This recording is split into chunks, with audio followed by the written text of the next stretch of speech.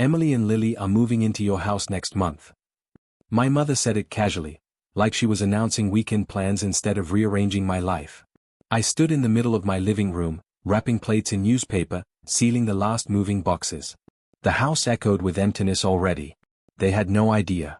Have you ever noticed how quickly kindness turns into entitlement? I bought this house myself. 3 years of overtime shifts. Cancelled vacations. Nights where exhaustion felt permanent. When I finally got the keys, my mother didn't congratulate me. She smiled and said, "Good. Now the family has more space." That should have been my warning. Emily's lease is ending, Mom continued. It's only temporary. Temporary. The most permanent word my family ever used. I walked toward the window. Outside, the moving truck engine hummed quietly. Too late, I said. Silence. What do you mean? She asked. I watched the last worker load a box into the truck. I'm moving 400 miles away tomorrow. The pause on the phone felt heavy. Then my father's voice cut in, irritated. Stop being dramatic. A house belongs to the family. I smiled slightly. No, I replied calmly. The mortgage belonged to me. Before hanging up, my mother said one final thing. You're being selfish. I placed the phone down gently and picked up the last box. At the door, I turned back once more. The living room was completely empty now. Funny thing was, for the first time, the house actually felt like mine. Right as I was leaving it behind. And outside, waiting in the garage, were the signs they would read tomorrow. People think leaving is impulsive. It isn't. Leaving is usually the result of years, of small moments finally adding up. I didn't decide overnight. I decided the day Emily temporarily moved into my college dorm without asking. The day Lily borrowed my car and returned it damaged, laughing it off because family forgives. The day my parents handed out pieces of my effort like community property. This house was just the final line. That night, after the call, I sat on the kitchen floor surrounded by labeled boxes. Bedroom, packed. Office, packed. Memories, sorted. Everything had a destination. Except resentment. That stayed behind. I opened my laptop and confirmed the transfer one last time. New city. New job. New apartment already paid for 6 months in advance. No forwarding address shared. Not with them. If they believed Emily and Lily were moving in next month, I decided to let them believe it completely. Because sometimes explanations don't teach lessons. Reality does. The next morning, before sunrise, I walked through every room slowly. The walls were bare now. No photos. No furniture. No traces of ownership. Just space. Exactly what they expected to inherit. I placed the first sign on the front door. Welcome home, Emily and Lily.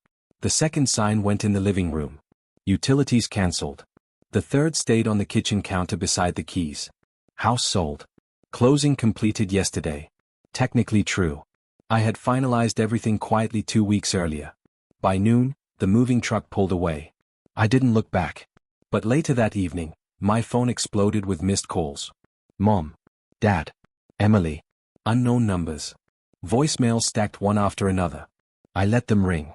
Because at that exact moment, they were probably standing inside empty rooms, reading every sign, one by one. And realizing something terrifying. For once in their lives, they had nowhere to move in. I imagined the moment perfectly. Mom unlocking the door with the spare key she never had permission to keep. Dad walking in first, already discussing where Emily's furniture would go. Emily scrolling through decor ideas like she owned the place. Confidence always arrives before reality. The first voicemail came at 6:12 p.m.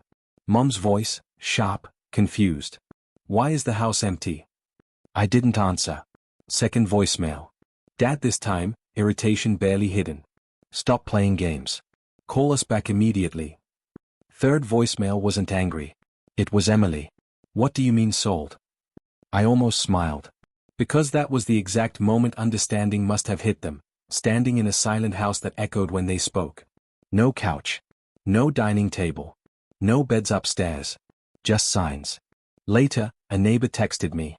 Apparently, the scene had turned loud. Mom accusing the realtor of fraud.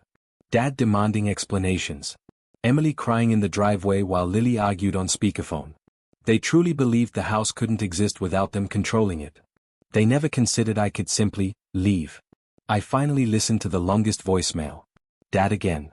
You embarrassed this family. Where are we supposed to go now? That question stayed with me. Not because I felt guilty, but because it revealed everything.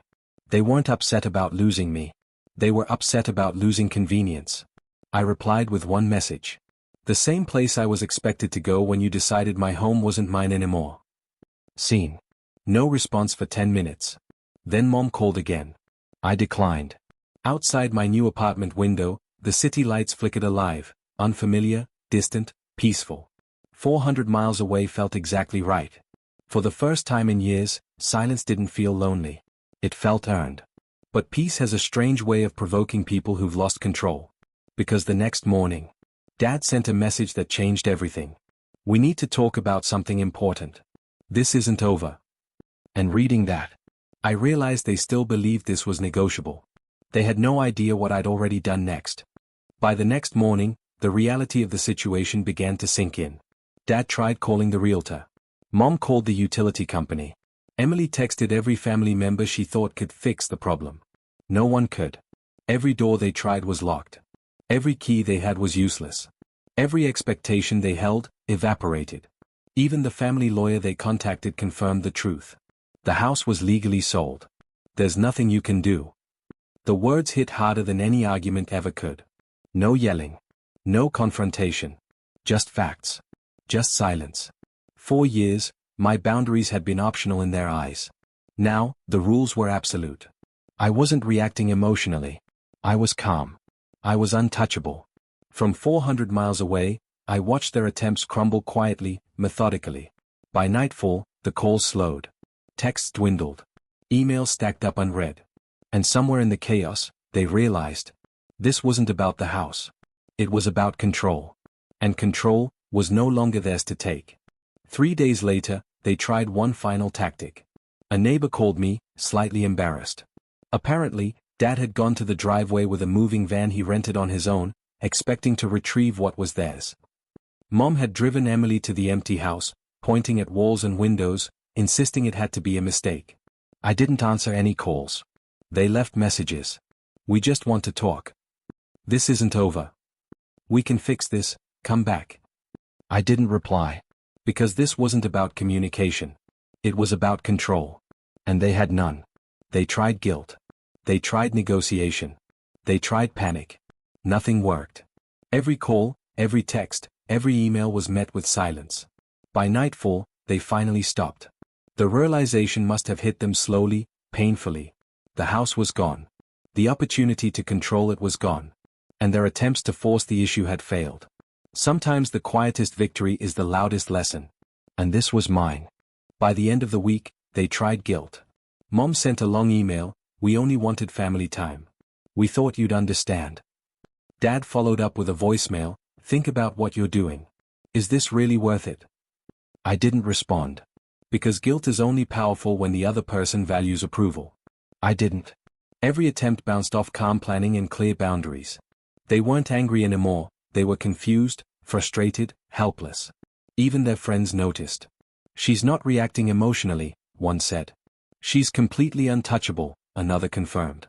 And that was the hardest part for them to accept. The version of me they could manipulate, guilt, or intimidate was gone. The new version? Strategic. Prepared. Unshakable. By nightfall, the emails stopped. The calls stopped. Silence reigned. For the first time in years, I didn't have to justify myself. I didn't have to explain. I didn't have to fight. They had finally learned the hard truth. Some things are no longer negotiable. By the second week, they finally understood. No more calls. No more emails. No more attempts to fix the situation. Every push, every demand, every expectation, had failed. The house, my sanctuary, was untouchable. My decision, final. My peace, protected. I didn't celebrate. I didn't gloat. I simply continued with my life. Walks along the new city streets. Coffee on my balcony. Sunsets over a horizon that belonged only to me. They realized it quietly, painfully. Boundaries aren't suggestions. Independence isn't optional. And entitlement has limits. By now, they understood, the house wasn't theirs to claim. The opportunity to control me was gone. For the first time in years, they saw clearly that their assumptions didn't matter anymore. I didn't argue. I didn't negotiate. I didn't explain. I just existed. Calm. Steady. Free. By the third week, silence had become final. No messages. No calls. No attempts. The house that once represented conflict, entitlement, and constant negotiation was now my fortress of peace. I walked along the quiet streets near my new apartment. Breeze brushing my face. Sunlight reflecting off distant windows. No tension. No expectation. They had learned the hard truth. Boundaries are not optional. Control cannot be demanded. Peace cannot be taken. The surprise I had prepared wasn't revenge. It wasn't drama. It was clarity. It was strategy. It was freedom. I didn't gloat. I didn't mock. I just lived. Because in the end, the lesson had been delivered silently, perfectly, unshakably. The house, the distance, the freedom. All mine. And the only thing they could take away? The memory of a lesson finally learned. I smiled. Calm. Steady. Untouchable.